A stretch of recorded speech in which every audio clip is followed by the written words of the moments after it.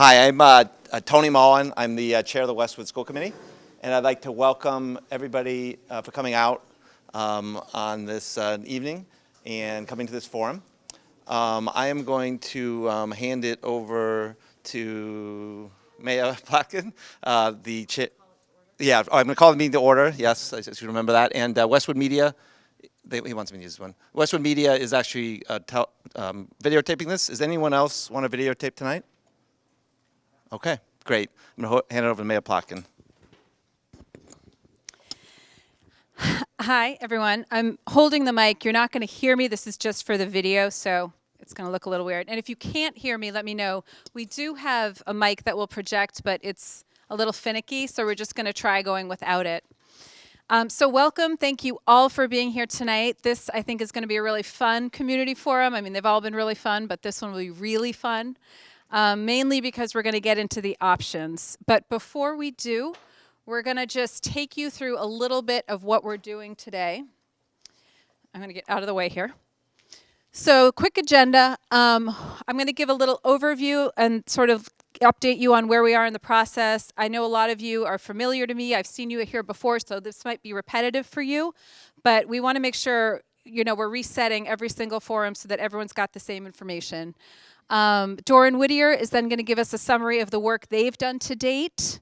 Then they're going to get into the review of the options. Compass, our OPM, is going to give you a little brief overview of the evaluation process, how we're going to weigh all these options.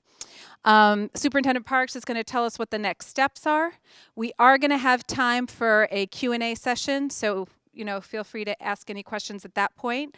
And then finally, we're going to do what we're calling a gallery walk, which is you see all the options up here. Once we've gone through them all, they're going to be Post-its that you can fill out and stick on plans and say what you like, what you don't like, what you wish you saw, what you want to see.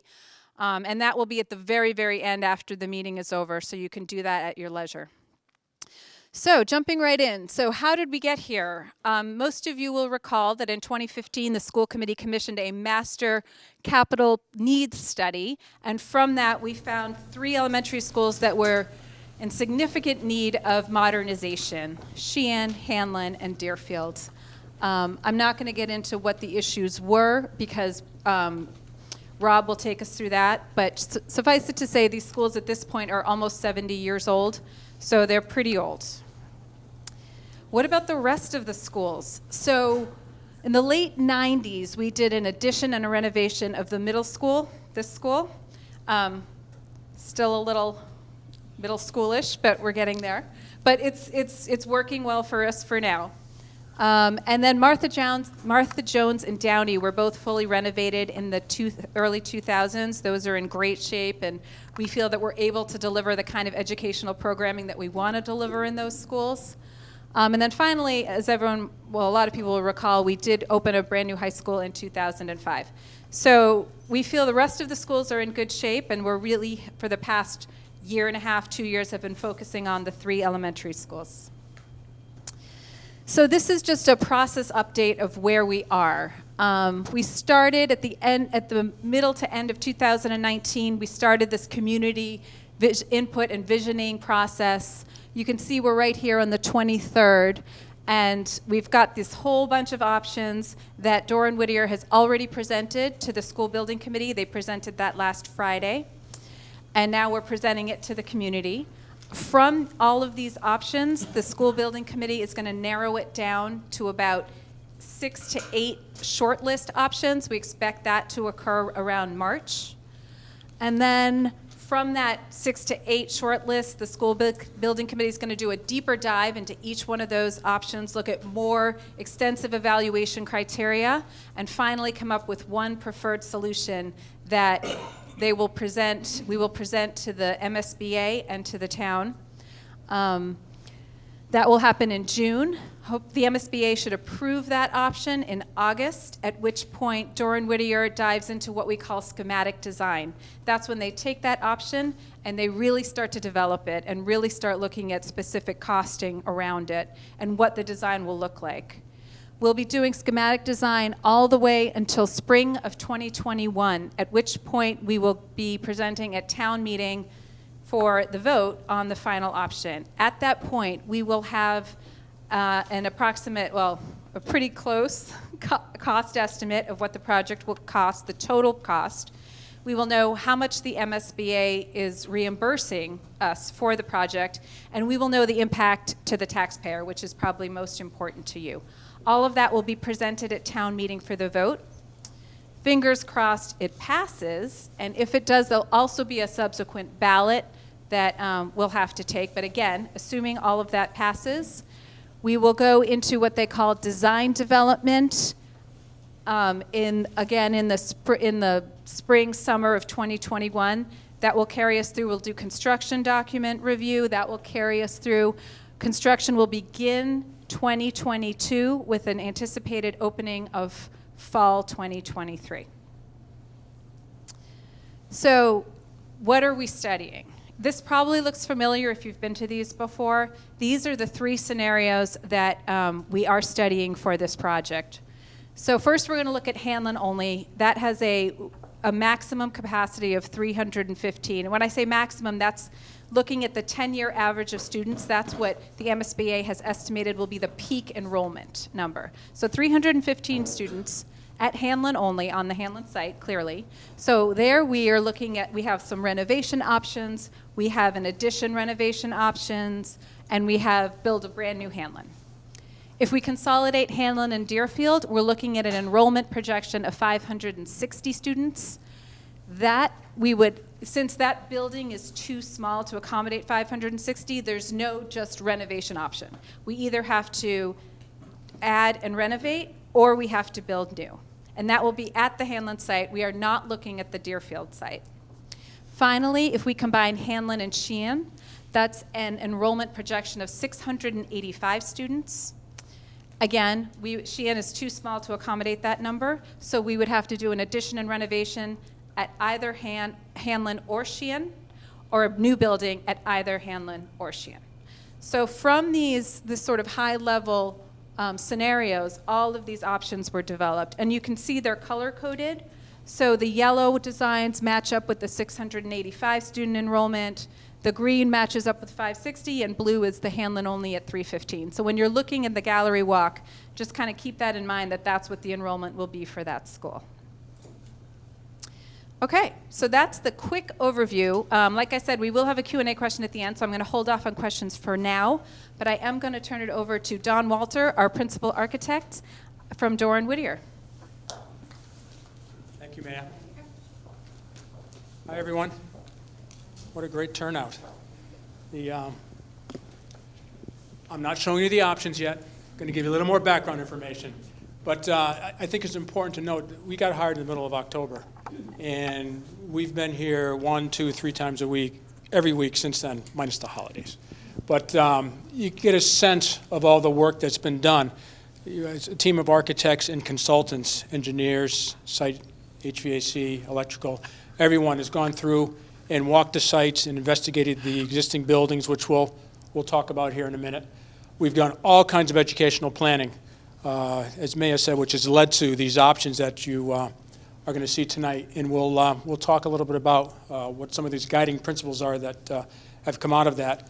And we've done community outreach. You know, this is a great turnout. All the meetings that we've had some really great participation throughout. So it's been a very inclusive process, very participatory. We're taking all the information that we've been able to gather from you, from the principals, from the staff, from other members of the community. It's been really a great process to date.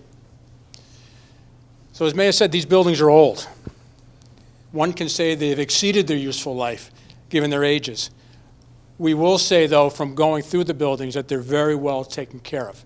You know, the town does invest money in maintaining these buildings, even though they're very old, because they have to, still serve the students and the staff within them.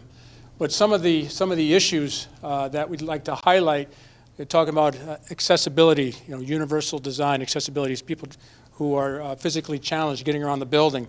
You can imagine trying to get into a bathroom here with a metal post down the middle. You don't have a 3-foot wide door. Doesn't work. We've got doors in the corridor that are supposed to create fire separations. They're really not fire-rated doors. We've got a stage at Hanlon that's not handicap accessible. We've got an art room in the back of Hanlon that's not handicap accessible, and it used to be a former storage room. We've got doorways, and it may be hard to see, but when you have a doorway today, when you're going to reach in and pull it open, you need 18 inches clear from the door jamb to the next space that's going into it. So clearly that's not happening here. And we have other situations that are even maybe more egregious than this. And then we've got some situations where we've got some stairs that don't even have proper handrails on them. In terms of some of the repair and maintenance, it's hard to make out what this is, but this is on the roof looking straight down. So this is over at Hanlon, and there are just a number of patches out there hanging on, trying to keep the building from leaking. We've got electric and boiler rooms that are basically the age of when they were first put in, so they're very outdated. Single pane glass, so not insulated. We've got insulation up in the Sheehan attic. That was all friction fit, which actually has been falling down a bit. And this is very interesting. It's a window air conditioner. So you're like, okay, you're going to cool the space in the summertime, right? No. This is the third floor at Sheehan with an air conditioner in it because it gets too hot in the winter.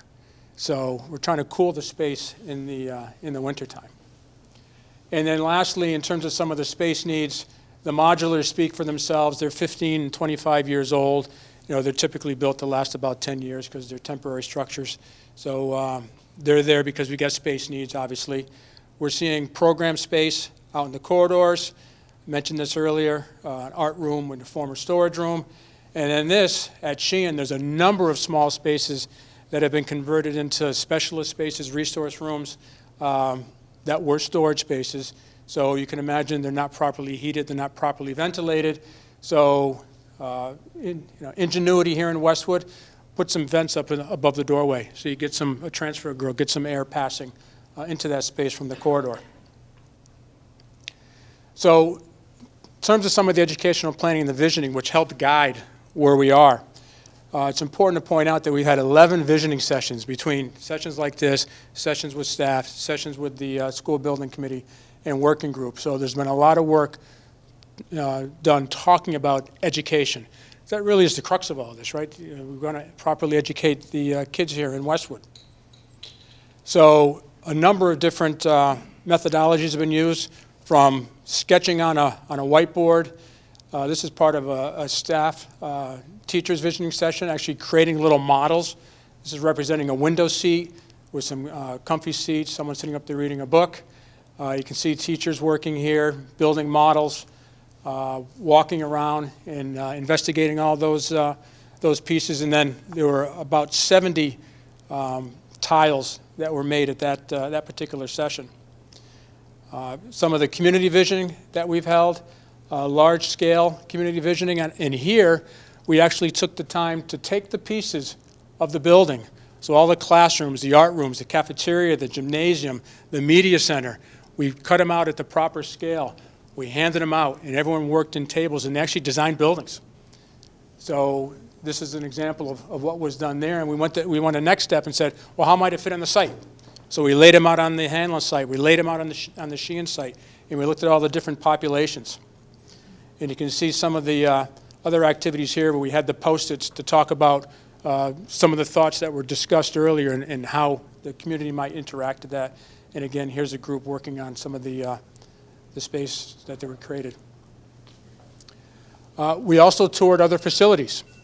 So we took the time to go to Needham and view the new Sunita Williams Elementary School, which just opened in September. Happy to say we designed that one. We went to Millis, where they just recently opened the Clyde Brown Elementary School, and we went to Milford and visited the Woodland Elementary School. So about a 500-student school. I believe this is about 700 students here, Tim, and then 1,000 students here. So you get a sense of different size schools. And what we're looking for primarily was how they made a big school feel small, how to create smaller learning communities within a larger space. So there are a lot of good takeaways from those tours. And then throughout the process, there's been some guiding principles that have been developed, and I won't go through each one of these, but just to hit some of the highlights I just touched on. create small learning communities within a larger school. If you take any of the consolidation options here, it's going to be larger than any elementary school that you have in Westwood today. So how can we make that feel small? Do we make 2 schools out of 1? Do we create smaller communities where students can be in and not feel that they're part of a very large open space? Want to make sure we fit the school committee's class size policy. So having the right number of teaching stations or sections per grade within the school. The library was interesting because one of the schools we looked at, the Clyde Brown School in Millis, they basically took a library and distributed it throughout the school, which was kind of neat. So we came back, and you'll see some of that in the options today. But through our discussions, we found that while that is a really great idea to get those services out into the educational communities, maybe it's a little too decentralized. So you're going to see when Rob talks tonight about how we've gone back and created this hybrid where there's kind of a central space, but maybe we're providing some of those services out into the learning communities. Cafeteria with flexible seating and access to stage, which you mentioned down below here. The gym, a lot of discussion about the gym. Want to make sure it not only serves the educational needs of the school, but also the community needs, right? So we're looking at providing a gym which might be larger than would be in a typical elementary school, but serves some of the recreational community needs here in Westwood. So that's very important. Special education spaces, what you're going to see in all these drawings are a lot of pink spaces. And if we've done it right, they're distributed throughout the building. Those days of having an area of special education are long gone. It's an inclusion model that we want to make sure students are coming and going from spaces, so they're in the regular classrooms, they're going out for their services, but they're flowing back and forth. And they're not just in any one location, but they're everywhere. It becomes a universal spot throughout. Natural light, variety of spaces, flexibility in design. What we talk about with education today doesn't mean it's going to be the same way in 3 years, 5 years, 20 years. So we want to design buildings that are flexible enough to accommodate what future educational models may come out. Sufficient space for adults with their planning, their collaboration and consultation, and then leverage of the outdoors learning, which is important. So we're talking about active play, passive play, and educational opportunities. So you're going to see schools that have a lot of indoor-outdoor interaction happening. So I guess I went through all the lists, didn't I? So Rob's going to go through the options, and I think what's important to point out is that these aren't fully cooked. They're drawn to scale. They're still diagrammatic. Not all the program pieces are fully vetted, but it's going to give you a flavor for what the differences are between each of the options. So turn it over to Rob. Thanks, Don. So just reviewing again the options that we're looking at. So here's Hanlon in the blue, Hanlon and Deerfield in green, and Hanlon and Sheehan in yellow. You can see at the top here, these are the programmatic square footages that's been developed. You developed a space summary spreadsheet working closely through the process of the educational programming and planning. We developed a spreadsheet of spaces of what's included in each of these options. So here we're looking at a 90,000 square foot building, 122,000 square foot building, and 136,000 square foot building. Down below here, we have just a kind of a brief summary of what those space summaries are. So at Hanlon only, we've got three sections per grade, 5 sections per grade for Hanlon Deerfield, and 6 sections per grade level at Hanlon Sheehan. The special education offerings, the special services offerings vary slightly depending on which of these options they are placed in, depending on what's the most beneficial for the school district on where those programs should be. The number of art rooms vary between each option, and music rooms. The size of the gym is consistent through each one. So before we get into the options, it's important to first take a look at the existing site conditions, just to have an understanding or background as we look at each of the options. So this is the Hanlon site. This is the existing building here, Gay Street. And each of these you'll see north is up. So when we make reference to that, just keep that in mind. So some of the issues with the existing site is, there's no parent drop-off area. You've got a very small bus loop right here, but cars need to, travel back here to park, and the only other places for cars to go is for cars to be in this row of parking here, which is really not an ideal situation. You have cars backing out into traffic. The benefit of this site is that you've got another 30 acres out back here, so there's plenty of room for expansion. Looking at the Sheehan site, we also have a very tight site. We've got a very small drop-off area. You've got cars kind of coming and going in this very short connection here to High Street. So oftentimes there are, especially after school, there's the after school program that parents come in and out through this exit here, and makes it very problematic for traffic. And you've got very little parking. The site is fairly limited. You've got some fields here, but you also have a buffer for the wetlands for the pond. So we've got quite a few options. And what we've done is really try to offer a variety of scenarios. We're trying to go A to Z. So what we've tried to do, because there are so many, we've tried to find a way to organize them. And so right now these are listed in order of renovation to addition renovations and then new construction. So you'll see on the left here, R is renovation only, AR is additions and renovations, and then all these with the N's are new. And we've also given them kind of informal names. So when you look at them, it's a way to visually kind of recognize the layout and attach, some sort of imagery with it. So we'll go through those as well. And then enrollment, the colors represent the enrollment. So blue is 315 students, the green is the 560, and then the yellow is the 685. So these are the green for the 560, you can see here, 560 enrollment, and then yellow for the 685. So looking at the renovation only, this diagram here is something that we've done for each of the options. We've created what we call a red, yellow, green map or plan. And what we've done is compared the existing square footages of the spaces to the MSBA guidelines. And the red signifies spaces that are below 10% of the standard. Yellow is within the standard. And then green, which is not shown here, might be spaces that are beyond 10% of the standard. So you can see there's quite a few spaces here that are below the standard. And we're using this image because this is a base repair capital improvement plan.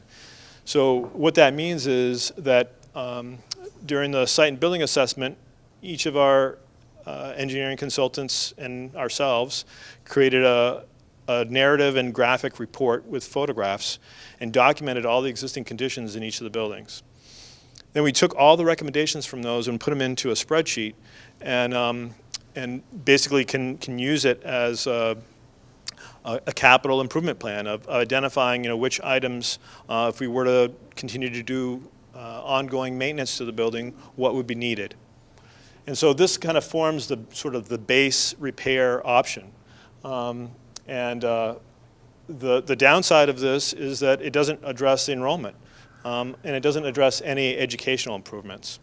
So there's no changes or renovations to any of the existing walls in this scenario.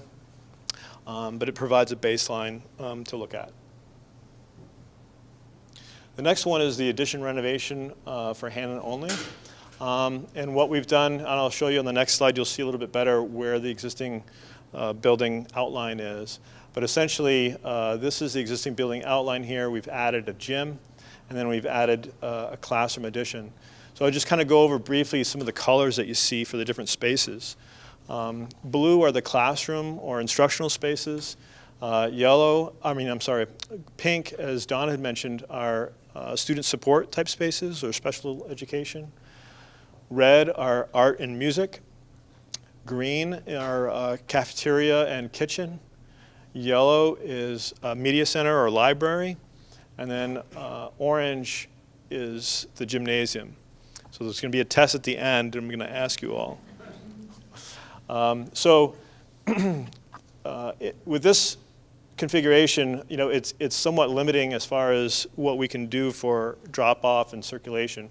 And I'd like to add one more thing. I think Don had kind of alluded to it, but this is our first blush at really trying to see what these things look like on a site. So it's an exploration, really. It's not fully developed, but it's our first take at how much space does it look like when we are adding, or when we have a 90,000 square foot building or a 136,000 square foot building, and where could it go?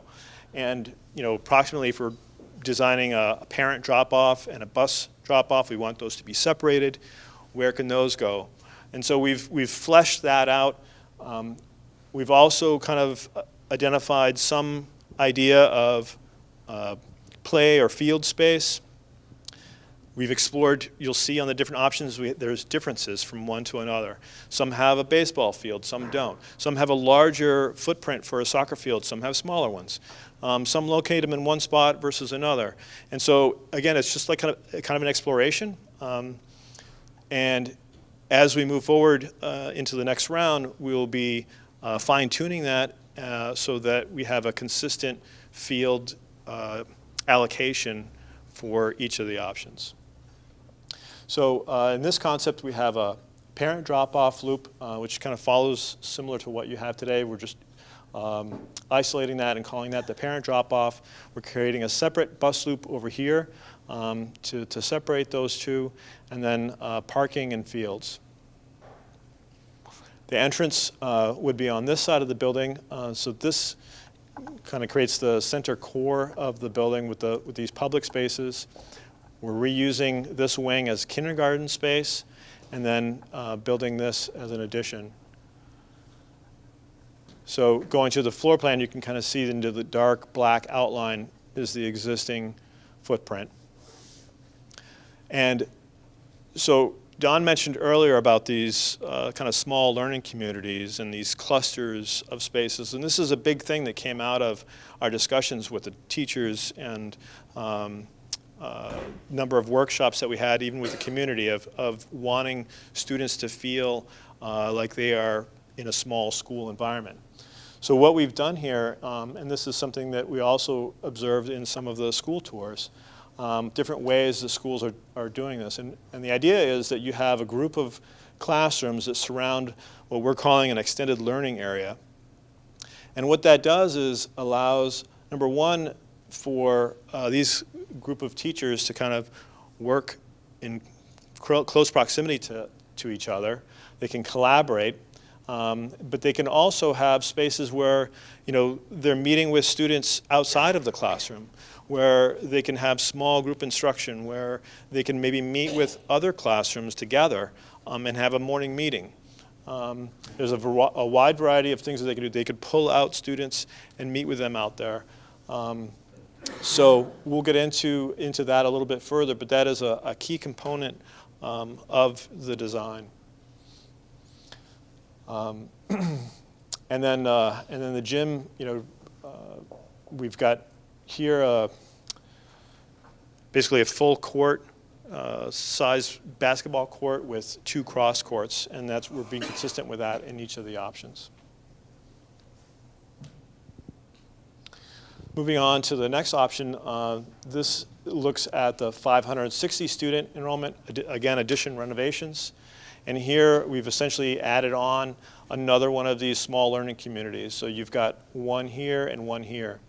In this concept, we're exploring the idea of having the library in the middle of the building, kind of split between this academic area and this academic area. As in the last concept, the gym becomes a cafeteria, and this gets renovated to be the kitchen. Similar entrance area, bus, and then parent drop-off down here.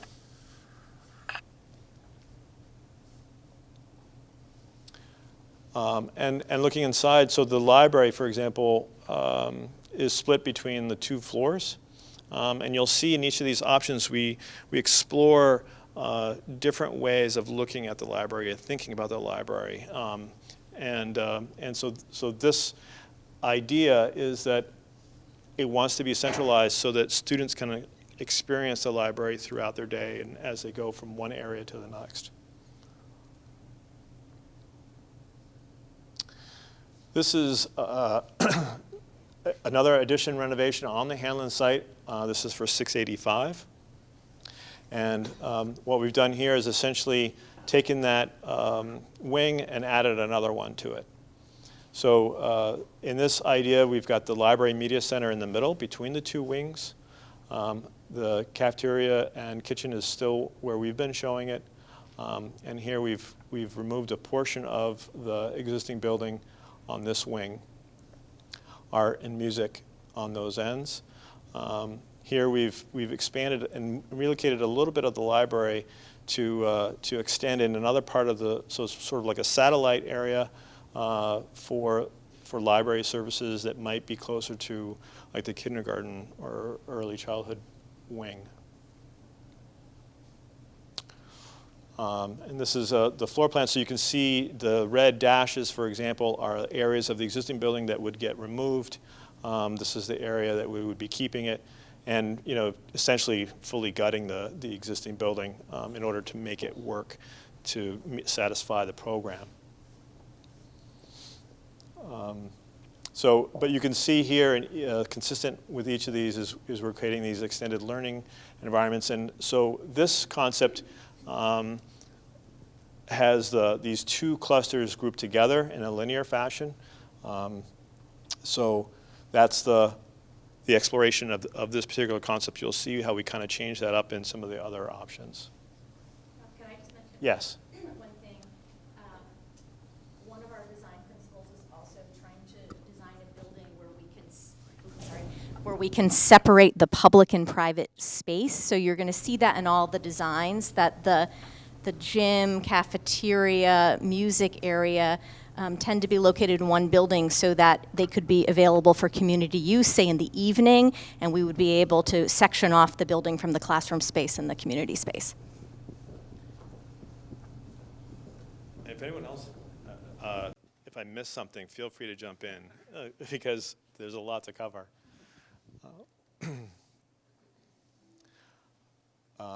See if there was anything else we need to talk about on that. Okay. Can we just go back to the, sorry. That's okay. Yeah, you have opened the floodgates. One more back. Okay. We actually have another one. If you guys want to hold on to it, then you can just chime in. That's good. One more back. So to the addition. So in this one, I just wanted to point out that we talk about the extended learning up here.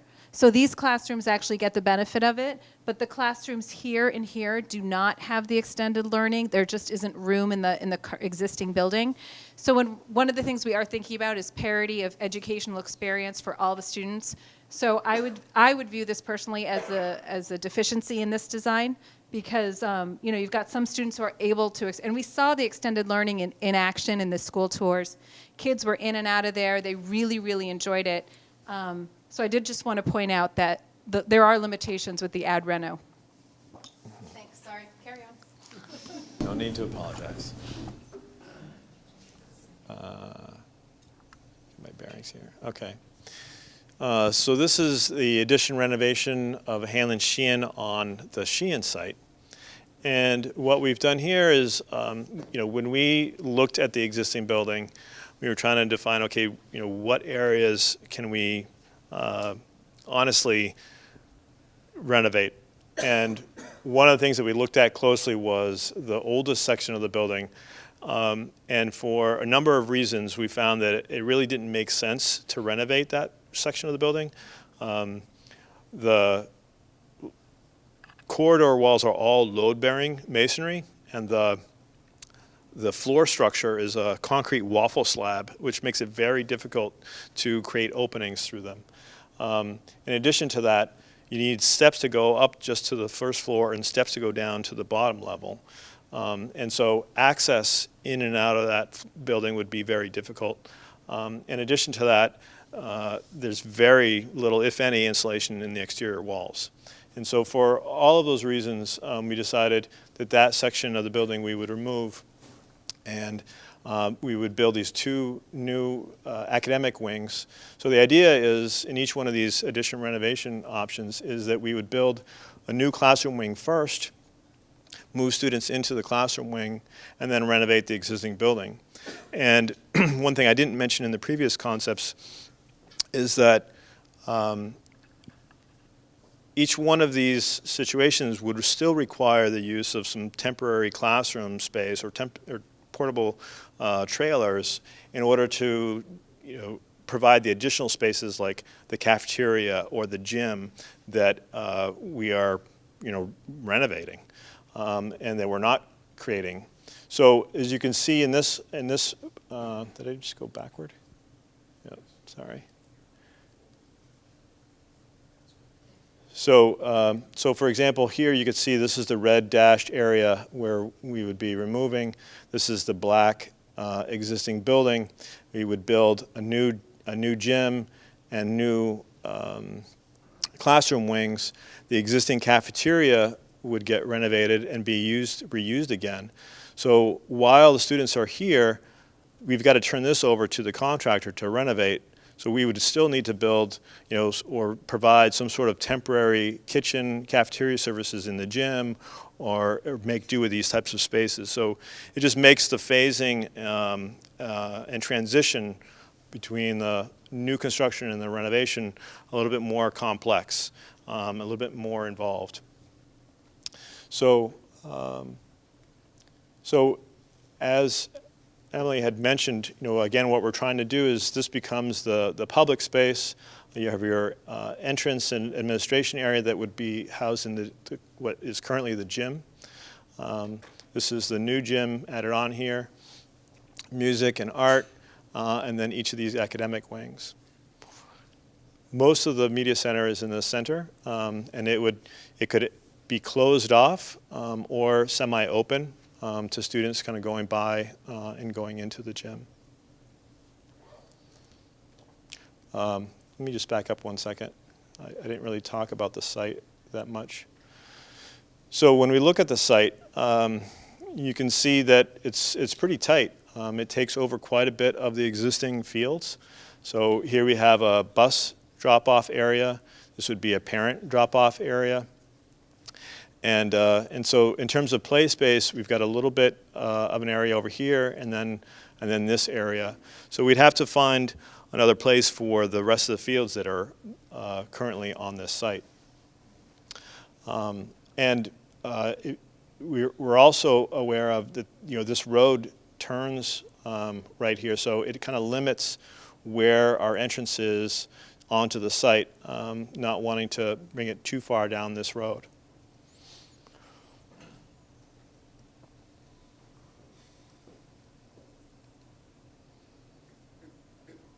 So we've just gone through each of the addition renovation options, and now we'll jump into the new. So on the Hanlon site, this is a new Hanlon elementary school. And what we've done is push it back up here, thinking we might be able to have, during construction, access around back. This would be entirely fenced off from any of the existing portion of the site, so that this can continue while new construction goes on. We've got a parent drop-off and a bus drop-off area. Entrance over here, administration. This is the public area, gym, cafeteria, kitchen, and this is the kind of private or academic wing. Again, sticking with this sort of linear wing, consolidated. the idea in this scenario is, you've got two groups of learning communities. The downside is you've got, students kind of walking through potentially another classroom, small learning community in order to get to theirs. Here we've got a library located in the middle between these two communities and spanning both floors. So you can see that here. Again, the special education is kind of sprinkled throughout. In each of these concepts, we're showing these small group rooms paired up with classrooms. These are spaces that would allow teachers to meet with students 3 or 4, 5 at a time, or one-on-one. It really is kind of a game changer when we've talked to teachers and even parents from other schools where we've designed that. The cafeteria space here would be open, or we could have glass enclosure so it's closed off. This concept explores the idea of having the stage that may potentially open onto the cafeteria or may open onto the gym.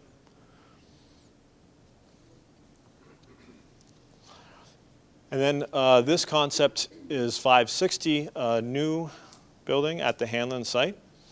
So this is what we're calling the butterfly. And so here we've got a bus drop-off area, parent drop-off area, entrance here, gym and cafeteria and a stage, music, art. The library media center is in the middle. And then in this option, we're exploring the idea of having these small learning communities in smaller clusters. So instead of having 2 small learning communities grouped together in a linear fashion, they feed off of a central corridor. So when we looked at that a little bit more closely, so the idea here is that this media center is sort of at the core, the middle, the central spine of the building. Students have this sort of experience of walking through and seeing the books as they go about to each of their classrooms. We've got a library, maybe a small children's books area that might be part of this extended learning area. Maybe it's a story time area that's just outside of the kindergarten classrooms. And then this whole entire wing could potentially be locked off after hours. So then the public uses the cafeteria and the gym and it has access to that.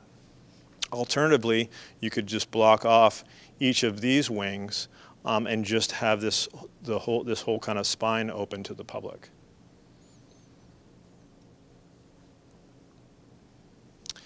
In this option, this is a 560.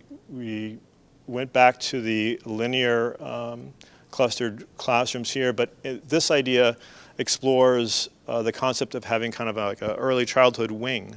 So you might have kindergarten down at this area, and then they have access to the gym, to the cafeteria, to the music rooms. They'd have to walk down here to art, which is in the middle of this other wing, but everything else is situated down in this area.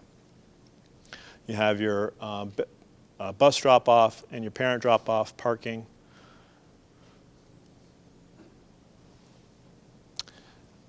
So going inside the building, similar layout to kind of what we've seen.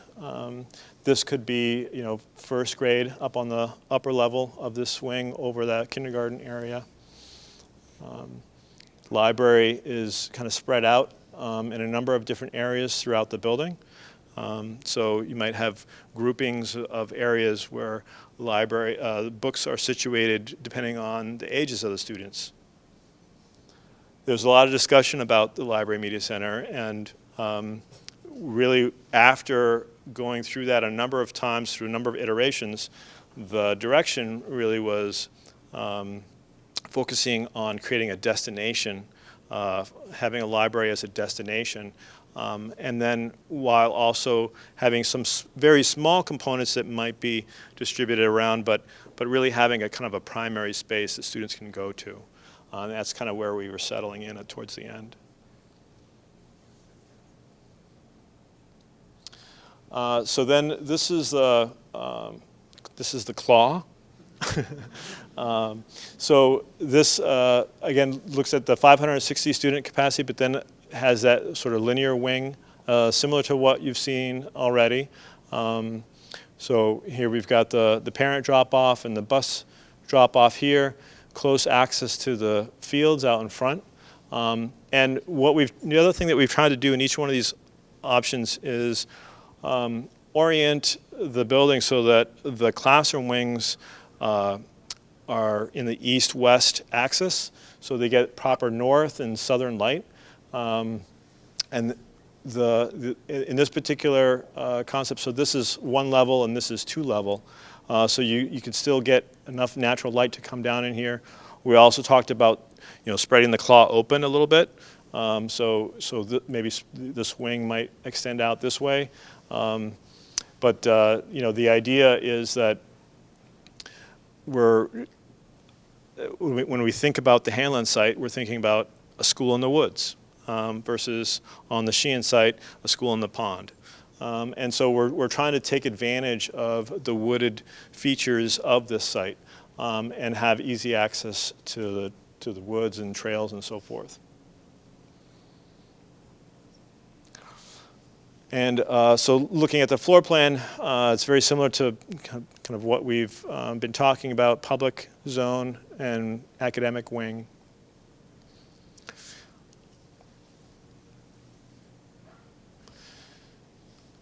So this one here is called the backwards E, and it follows the same idea as the butterfly, except here we've got a central spine. You enter on this side. The administration area is here, and it separates the cafeteria and the gym. So you would take a right to go down to the cafeteria, which may have a folding, let's say a folding glass door, so you can kind of see in, but maintains some acoustical properties. Or it opens up and there's a stage here, so it opens up to a wider space. The gym is close proximity to the parking and the fields. And then each one of these wings feeds directly off of this central spine. So it creates kind of a nice organizational structure here. So all of the public areas are on the right and all of the private areas are on the left. And then you can see each one of these kind of feeding out to the woods directly off of each one of these academic wings.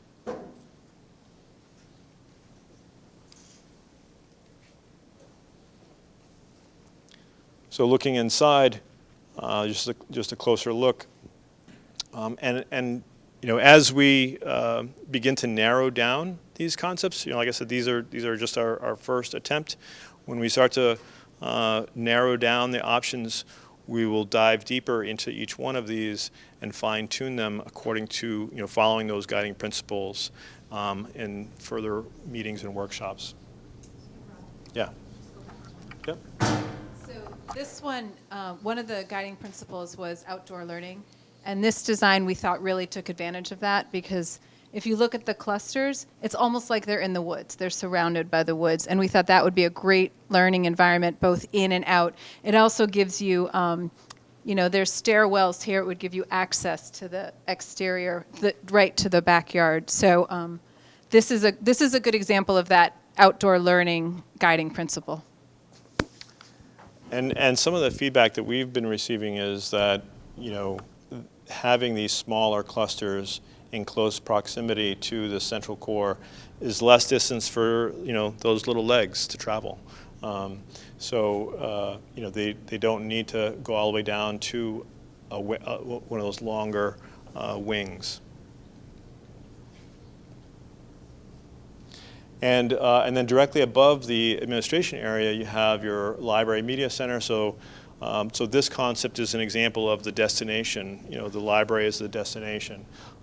So it's at the second floor, central to all of the academic wings, and also prime access to the front door. You go up the stairs, and the library is right there. You've got a nice view with natural light coming in. So we've gone through all of the addition renovations and the new 560s. So the remaining ones we have are the 685s. So this is the butterfly concept again, except for 685 students. As I mentioned before, that means that instead of the 5 sections per grade level, you have 6. So each one of these clusters has an additional classroom. There's also some additional support spaces that go along with that to support the increased enrollment.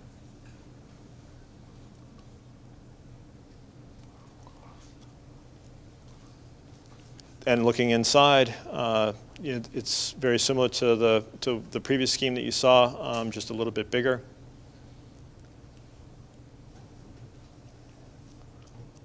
And then this looks at the backwards E concept, except for 685. So it's the same idea, except the 6 classrooms per wing.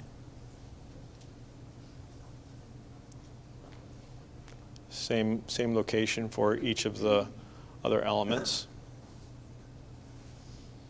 And then moving back to the Sheehan site, so this is 685 students on the Sheehan site in a new build. And what we found in doing this layout is that, it actually doesn't work. So, here we're this footprint kind of goes into the wetlands buffer area here. And it's just a result of, this exploration of trying to fit this size of building onto this site. So we've got a bus drop off here, a parent drop off here.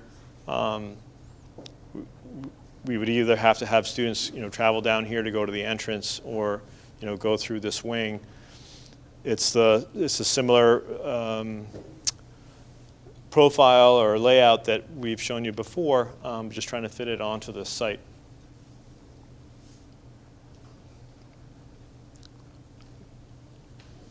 So, we don't take no for an answer, so we said, let's try something else.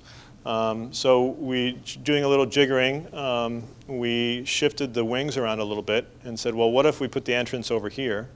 And so you come in, around the cafeteria and the administration area. This is your central kind of public space, or your core of the building. Your kind of smaller or younger kids on this wing, and then the rest of the academic wing over here, bus and parent drop-off. Now, when we reviewed this with the faculty and principals, several of the comments that came back was, hey, this early childhood idea is kind of nice, but it kind of separates those young kids from the rest of the kids. And we'd like to have this sort of connection of the older kids and the younger kids. And so isolating them over here, really isn't very appealing. And so that was one of the concepts or some of the comments that we had on this concept. The other thing that we're looking at here is, again, trying to deal with the parameters that we have of the site.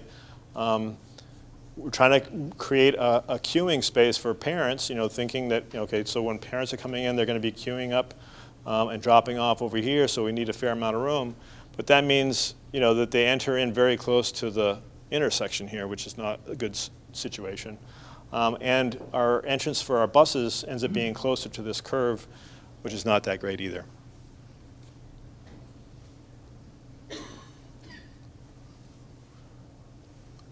And then when finally we looked at this concept again and said, well, what if we tried the smaller clusters of the classroom wings here? And so this explores that idea and says, well, let's have the smaller clusters and see how that works.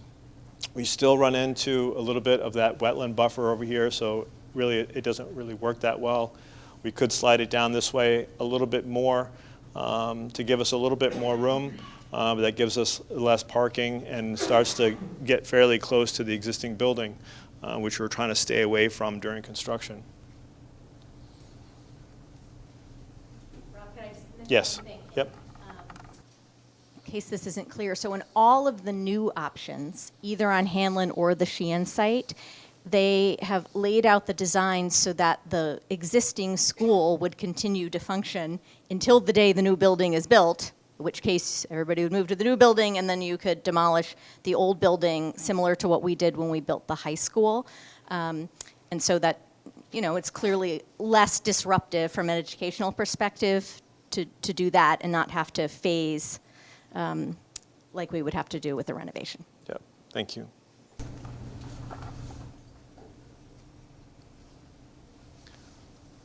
So just looking inside, again, this explores the idea of this central core area with these classroom clusters feeding off of it. Media center would be out here, and then also extend out a little bit into this wing. So we've got through all of those. Next up is Tim from Compass. He's going to kind of go over the evaluation process. All right, thank you, Rob. So, because a lot of the purpose of tonight is to get your feedback as the committee now begins the evaluation process. So I'm just going to really kind of move through this quickly just to show you kind of what's going through the next month or so. I'm not going to spend any time on this, as you've seen this 3 times now.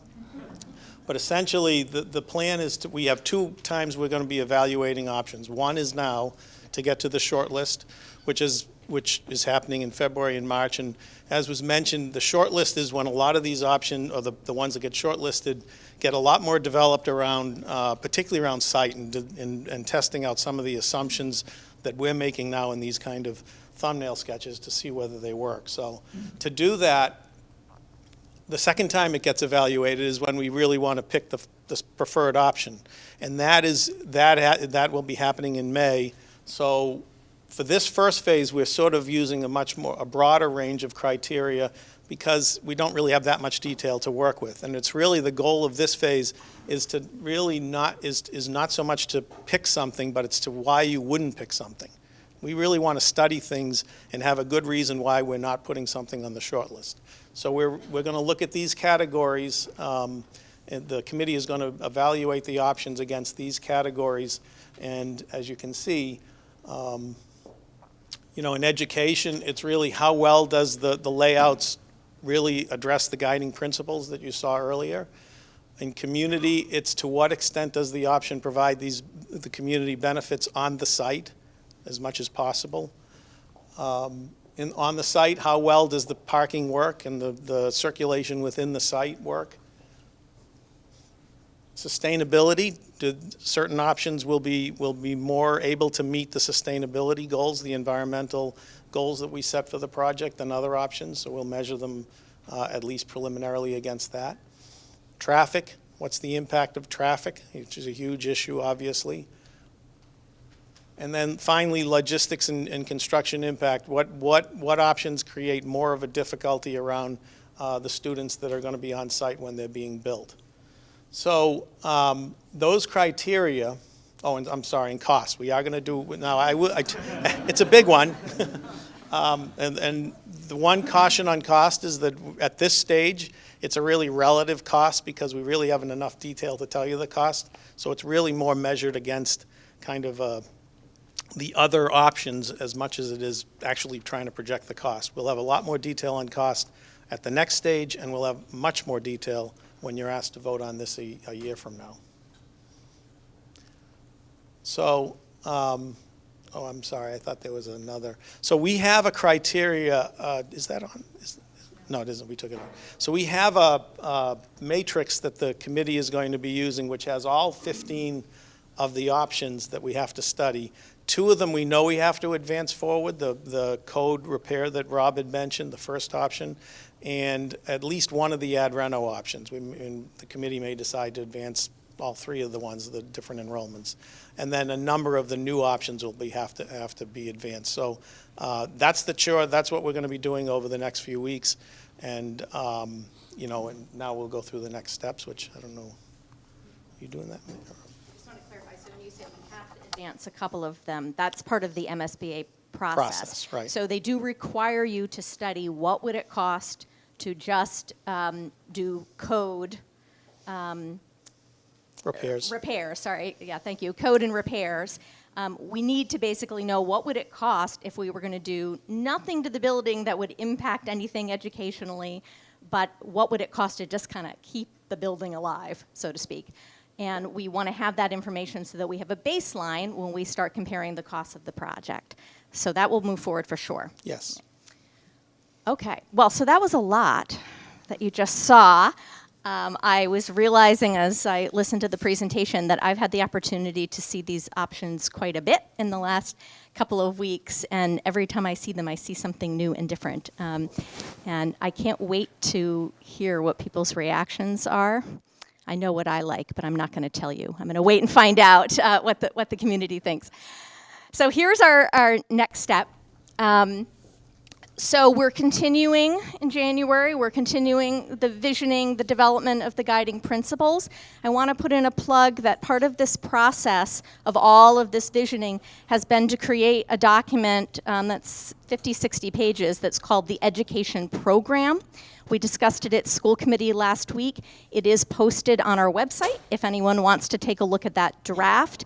The Education Program is where we really articulate what we want teaching and learning to be in Westwood, and that provides our designers with some guiding principles so that they can design to what our vision of education is. And the school committee will be voting to approve that education plan in the next couple weeks, but we are interested if people have any feedback on that plan.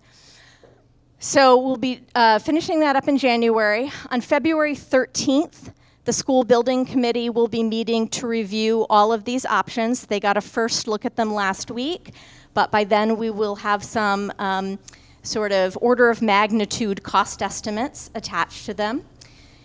And on March 2nd, we're going to be having another one of these community meetings. Again, at that point, we will have the order of magnitude cost estimates so that we can consider the options with that information as well. This is leading to March 20th, when the school building committee will be taking a vote to determine the short list of options to go from 15 to maybe 6 or so. And in March, we will be making a big submission to the MSBA to say, this is what the process has been, this is where we are, here's our education plan. And then that leads us into the spring, which will give us the opportunity to analyze and further develop the options that are on the short list, really do a deep dive. We certainly will be having more community forums for that process as well. Those dates are to be determined. And that is all leading to the school building committee taking all of that input and information, using that evaluation criteria, which I hope will be very clear and transparent, and determining what the final option is. And at that point, we'll have sort of an operating assumption to go into the further design process. So that's where we are. That's the big picture next steps. Next steps for right now, we are going to have an opportunity to take some questions and hear from folks, but I want to tell you what happens after that because we won't be reconvening as a big group. So all of the options are posted around the room. After the Q&A, we encourage and welcome you to go take a closer look, and we have, I think, some big Post-it notes somewhere. They're scattered about, some Post-it notes and pens, and if you could give us your feedback, tell us what you like, what your questions are, what you're wondering about, what you don't like, and stick them up on the options. That will be good feedback for us. I think it'll be great. We can all read what our comments are, and we will compile all of that and put it together, and anytime we have one of these forums, we collect the feedback we get, we type it up, and we publish it on the website so that everyone can see what the comments were. Should I do the plug for the Mars rover now? Do the plug. All right, I'm going to slightly go off script. So we have a 4th grader at the Hanlon School, Amira Shanshiri, and she is one of 9 finalists nationwide to name the Mars rover. It's very exciting. It was something like 27,000 entries. Good for her. Her nomination is Promise. She wrote a lovely and I think very persuasive essay explaining the name and why she thinks it works. It's inspirational. I encourage you to read it.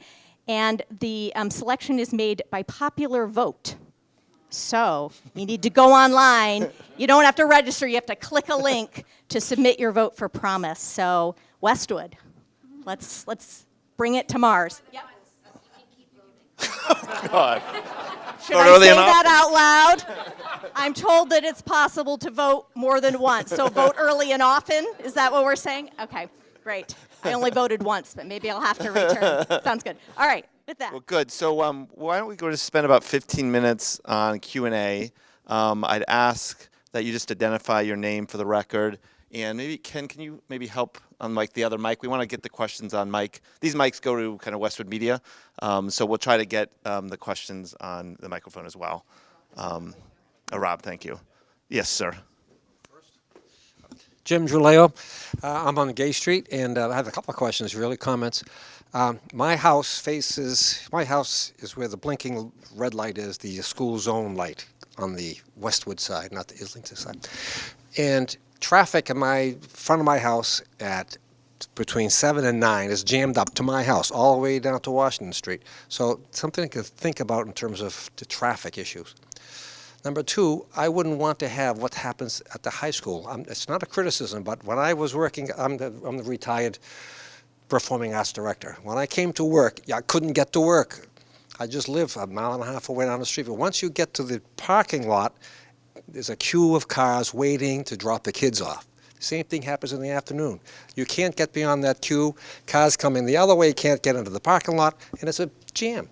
So you might consider, because you've got two driveways, and there's Croft Regis roads in between some of those plans that you have there. So something to think about there. Okay.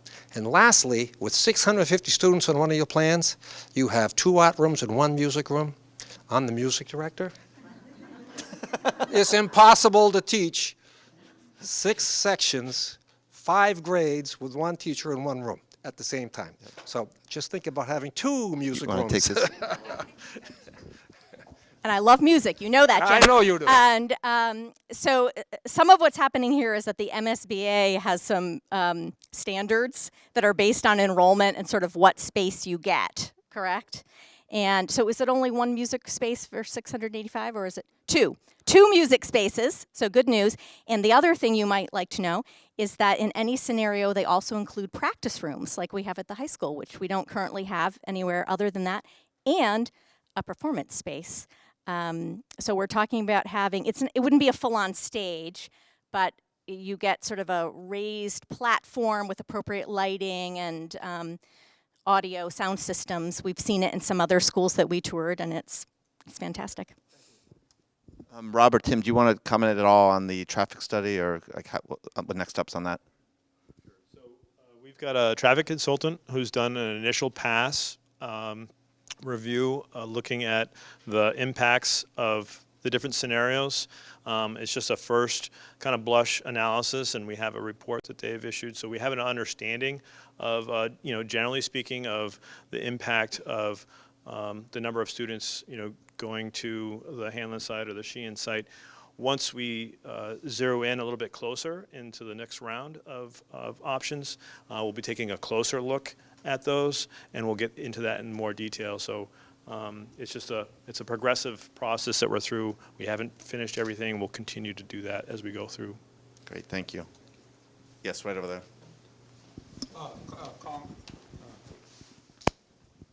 Colin Cassidy, High Street, right behind the Deerfield School. I'm just a little thick-headed here. So these scenarios, like if you have a scenario with Hanlon and the Sheehan School, means you're combining those schools, and then Deerfield you're just going to do a renovation on. Is that what that means? I mean, you have a Hanlon-only scenario. So is it Hanlon is the only one going to get a new building, and then the other ones would be renovated, bring them up to code? So I mean, because none of those scenarios had all 3 schools as a solution. So Right. I didn't understand what's going on. Right. So the MSBA project itself is either Hanlon by itself or consolidation of Hanlon in another school. clearly that leaves a third, if we do the consolidation route, that leaves a third school. The benefit to this process is that we're getting information on all 3 schools. So we will know what the cost is to bring the third school up to code. We will know, we may even know what it costs to build a new school on one of these sites. The question then becomes, how much is the town willing to fund? Right. So this particular project is the MSBA project, which would be either Hanlon alone or the consolidation. But there is a third school. We are aware of that, and we have heard from the community, and we agree that we need to address that third school. So also implication from this scenario is then there is no consideration of combining all 3 schools. We are not looking at that. All right, and there's also no consideration for expanding the Deerfield site to include more students. Correct. also. I think the Deerfield site was deemed to be too problematic in terms of for a whole host of reasons. Okay. That expansion there, and correct me if I'm wrong, but expansion there was not feasible. But at the end of the day, all 3 schools are going to get at least upgraded, right? You tell me. Good. Other questions from this side of the room? Yeah, go ahead. Go ahead, Julie. Hi, Julie McDonald, School Street. So just a little more detail on the traffic study. Was that study done just to look at the traffic going like onto the sites, or was it also looking at traffic across town with the combined Hanlon-Sheehan option and what the impact might be for hundreds of families trying to go from one side of town to the next?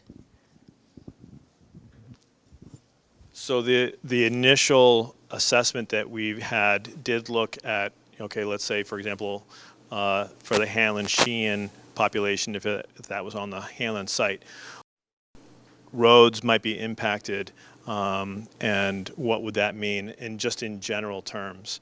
It wasn't, they didn't have a traffic line where it counts all of the cars or anything like that to that effect yet. We'll be getting into that larger or more detailed analysis once we kind of zero in, because we have so many different options. We can't analyze every single scenario, but we did look in general terms. Okay, yes, there would be an impact with the the more students that you have, the more of a traffic impact it would be. So we did look at that at a higher level. I'm just going to add to that too. So we're in the midst of a very involved process, and we have another consultant right now. And of course, different consolidation options have different implications in terms of possibly having to redistrict. So I think that's another thing that, we use this language, a combined Hanlon-Sheehan, and I think that can be confusing because it somehow implies that all of the kids from a particular building would now go, as if, for example, if you combined a Sheehan-Hanlon consolidation at the Hanlon site, that everybody who's currently in the Sheehan district would now start traveling across town. That likely would not be the situation. That wouldn't really make sense when you look at the geography. So in that kind of scenario, we would be looking at potentially redistricting. And that's something to think about because different consolidation options clearly would require more redistricting than others, right? So we have not gotten back our redistricting report yet, so this is just me speculating. But when I look at the map and think about the location of Deerfield and Hanlon, that seems like less of a big deal in terms of redistricting than a Hanlon-Sheehan combination, if that makes sense. So much more information will be coming to us throughout the process that's going to inform that evaluation process. Good. We have a couple more minutes. Any other remaining questions? Yes, right there, back there. Yeah, I know you want. Hi, Laura Cucci. I'm a School Street Hanlon mom. I don't like talking, so I'll turn purple in a second, but just ignore me. Just with the ad reno, my concern is like how disruptive would it be? How are you going to contain it being disruptive to an existing building with the students? And then also, how do you plan on containing like some of those, potentially hazardous materials like asbestos or other things that are in the building so the kids aren't exposed to some of those things? Rob, you want to take that one? So Renovations to buildings are done all the time, and so there are very strict guidelines on separation of construction areas from non-construction areas. So the contractor would build, solid, partitions that would separate one area of construction from an area of the building where a school is ongoing. And so, everything is sealed off in terms of hazardous materials and so forth. There are regulations that are followed. There are people that are observing all of those things. It's a very regulated process. So let me put you at ease on that. Is it going to be a disruption to students, during construction and teachers? Yeah, I mean, you've got a portion of the building that's being renovated. However, there are construction fencing, there are areas that are cordoned off that are indicated as construction zone only versus ongoing, school activities. Is it as ideal as building a new school? No, it's not. But those are some of the considerations that go into the addition renovation option, and is one of the considerations that are looked at during the evaluation criteria, as is traffic. Those are all in that evaluation criteria that are being reviewed against one another. Yeah, hi, Nigel Smith, Gay Street, Hanlon parent. I don't know, I'm guessing most people here are really most interested in site location. I can look at all these fabulous drawings, but all I care about is what's where. And is there a process to understand first location if it's new construction? Because all these beautiful buildings are sort of pointless when all you're thinking about is where's it going to be. At least that's my take on this. So, I mean, what is the process to understand where, if it is new, if I'm trying to articulate this correctly? Because Rob, I'm not sure if you were tipping your hand, but there was a lot of perhaps concerns about Sheehan location. And I don't know if that was intentional or not, but you were talking about it just doesn't work due to the requirements for wetlands and things like that. And I'm not sure if you're tipping your hand on that already. Yeah, you want to take? So just to clarify, do you mean where on the site or which location? which site? Hanlon or Sheehan? Oh. Okay. Okay. Understanding that before you start looking at the beautiful buildings, it's kind of hard to look at 18 beautiful buildings and not just speculate and think about location. Right. So I think the reality is that at the Hanlon site, we've got 40 acres, and at Sheehan, we've got 12, right? 11, 12. You're just going to be more constrained at Sheehan, right? It's just, that's factual. And that's probably what came across in the presentation, because in one of the community visioning sessions, when we were laying out, we had the Sheehan field, and I was actually one that had a Sheehan model. You just couldn't fit everything. The number of parking spaces we needed, the size of the building, then you had houses over here. Then it was just a much more constrained site. But that's one factor, right? As Tim mentioned, there's a whole list of evaluation criteria, and site is certainly, the difficulties of the site is certainly one of the factors, but it's only one of them. And at the end of the day, if the school building committee decides that, the consolidation at Sheehan and the and all of that makes more sense, and we're willing to overcome those site restrictions at Sheehan, then they'll vote for Sheehan. And so no decision has been made. I don't think that we certainly have ideas that have come to fruition, but no decision has been made. The school building committee just got this information on Friday. So I think no one is able to say, everyone definitely thinks Hanlon or definitely thinks Sheehan. But to your point, they're completely different sites, and again, that's one piece of evaluation that we need to look at, but that's really a factual one. What can fit where and what can't? I'd just like to follow up and clarify a little bit. So on the Sheehan site, the only enrollment configuration that there is for that site is the 685. Whereas at the Hanlon site, we're looking at 315 and 560. So because of that fact, we're only looking at the highest population for the Sheehan site. And when I was speaking about that particular concept, I was saying that particular configuration just didn't work because it went into the wetlands, and that's where we kind of wanted to explore the other options. But as Maya said, it is a tight site and it is constrained and it is difficult to fit that size of a building and all the parking on it. Is it impossible? No. Could a smaller enrollment work on there? Yeah, possibly. We haven't looked at that because we've been focusing on the 685.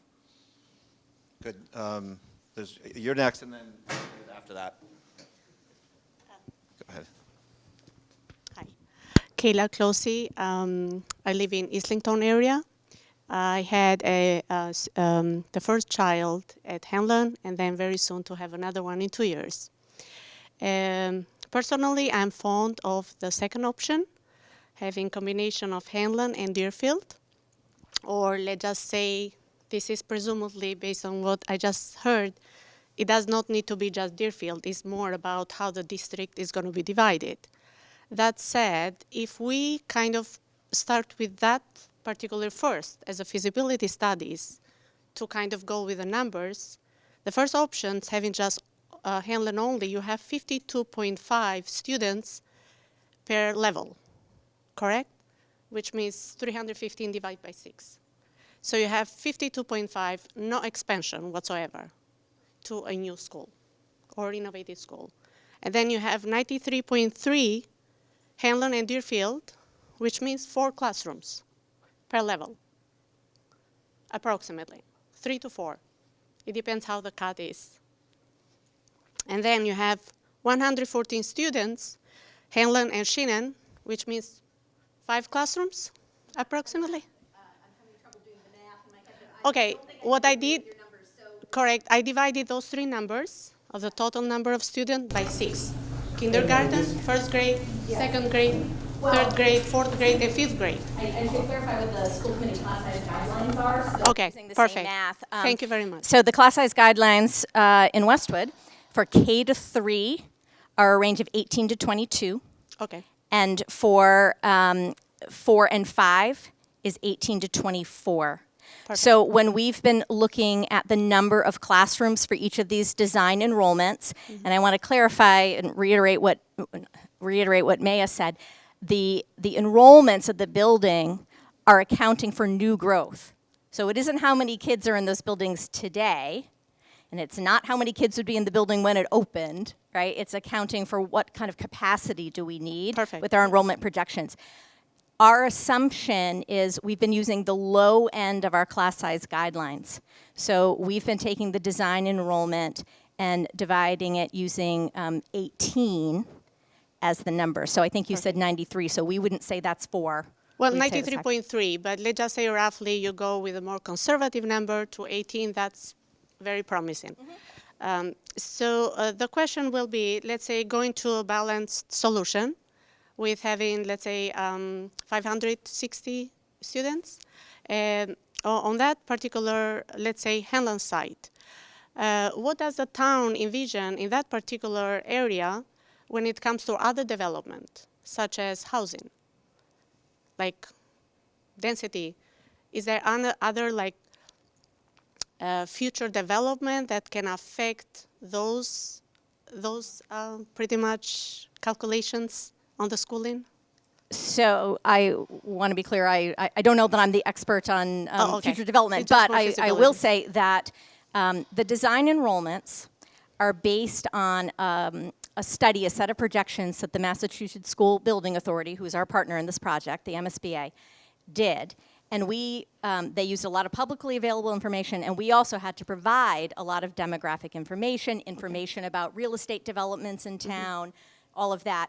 And so when they're thinking about trying to project 10 years into the future how many kids are here, they're factoring in those kinds of pieces Okay. of information. Are they going to be using, let's say, Census 2020, or are they going more into private, like what type of database do they use literally, and how, I don't know, how does the market changes pretty much? So I have to say I don't think I can speak specifically to Okay. what the demographers do. Okay. they have people for whom this is their area of expertise. Okay. So they did their study. We also had our own enrollment projections done and we're having a third set of them done as part of the redistricting process with this consultant currently. So we feel like we'll have 3 different projections that we can triangulate so that we can feel comfortable about those numbers. Okay, sounds great. Thank you. Also, I just Gentleman over okay. here. Yeah, it's probably the music. I just Thanks. Bill Brooks on High Street and a Sheehan parent. Just sort of following on one of the earlier questions about the structures, most of these designs seem to have been sort of blank sheet designs based on the design ideals we have and the populations of each project type, and then plunk down on the map to see how they fit. And on a site like the Hanlon site, where you've got 40 acres of woodlot that you can chop and plunk a building, that works very well. Did we look at any site-specific design for the Sheehan site, and are we planning to look at any site-specific design for the Sheehan site?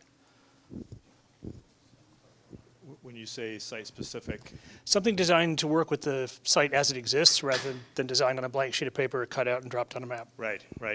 So because this initial effort has been, trying to look at the wide range of options and building layouts in order to meet the program, in order to zero in on a specific concept, we've really just doing the site test fits at this point.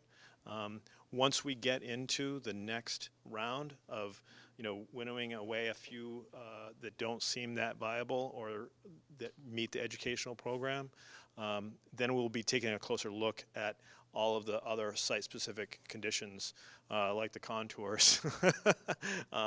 We've really just kind of placed them on the site approximately where they could potentially go. We just didn't, we've got a short window of time and many options to look at, and needed to get to this point to get a rough cost estimate, ballpark numbers, and in order to get to the next round. Just to clarify, I'm hearing a concern that we're designing for Hanlon and trying to fit that on the Sheehan site and saying it's not going to fit. Is that the concern?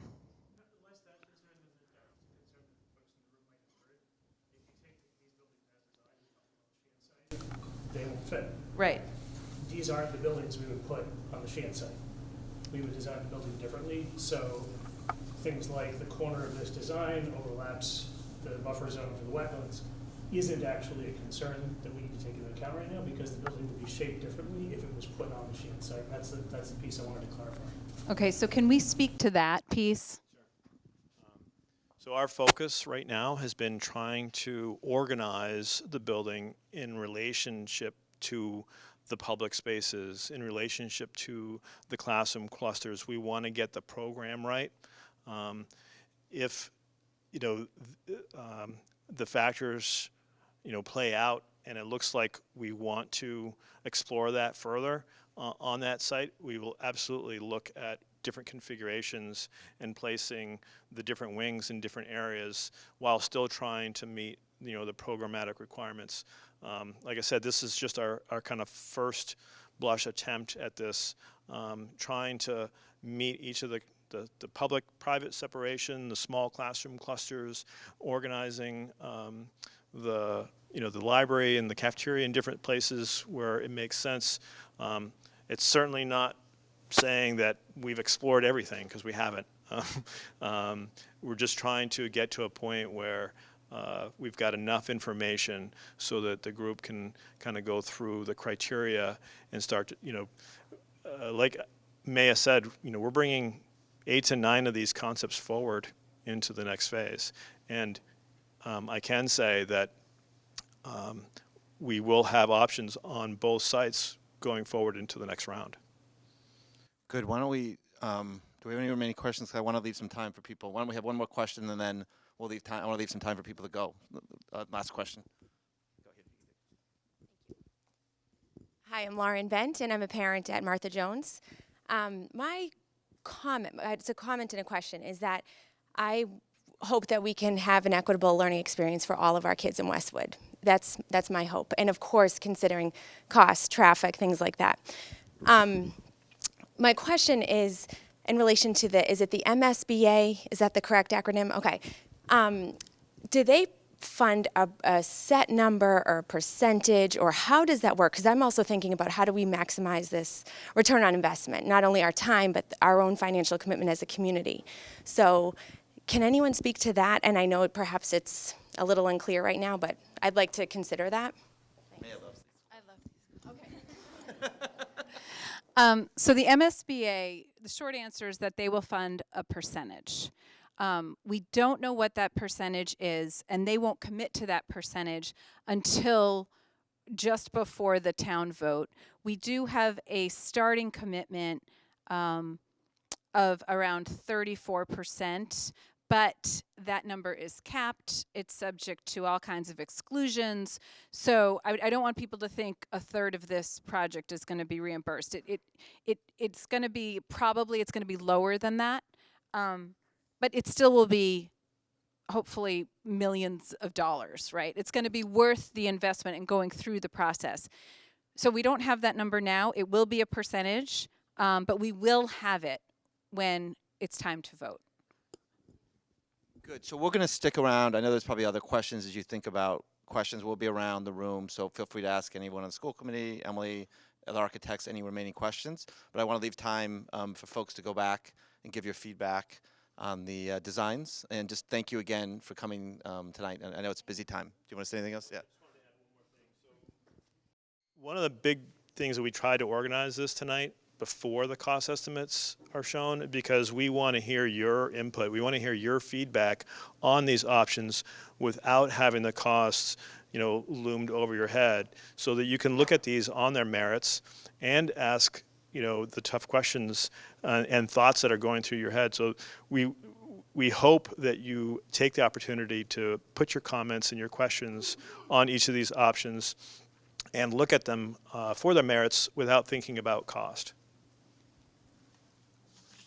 So there's pads of paper and pens kind of scattered around. If you don't see one right next to the option, just slide over, grab a piece of paper.